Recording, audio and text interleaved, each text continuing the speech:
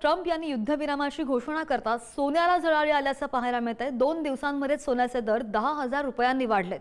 Trump यांनी 5 दिवसांच्या युद्धविरामाची घोषणा केली आणि त्याचाच हा परिणाम आहे असं म्हणावं लागेल। सोनं गुंतवणूकदारांना यामुळे दिलासा मिळालेला आहे। सोन्याचे दर प्रति तोळा 1,38,000 रुपयांवर गेले। चांदीचे दर प्रति किलो 2,48,000 रुपयांवर आहेत। अमेरिकेचे राष्ट्राध्यक्ष डोनाल्ड ट्रम्प यांनी 5 दिवस युद्धविरामाची घोषणा केली आणि त्यानंतर सोन्याचे दर वाढल्याचे दिसतंय।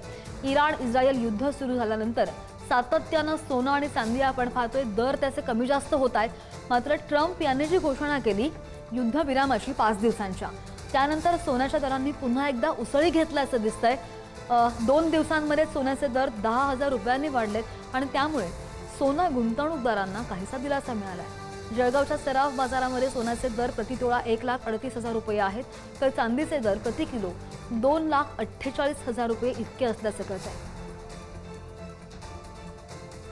सोन्यामध्ये खूप व्हॉलेटिलिटी होती।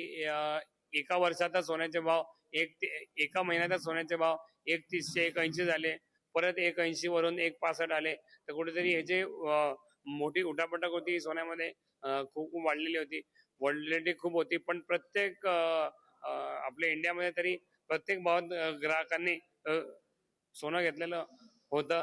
तर ऑफकोर्स ज्यांनी महागात घेतलेलं आहे त्यांचं शॉर्ट टर्मसाठी हे नुकसान आहे। पण पुढचा आपण ट्रेंडचा विचार केला तर सोन्याचे भाव परत त्या लेवल्सवरती याची शक्यता आहे।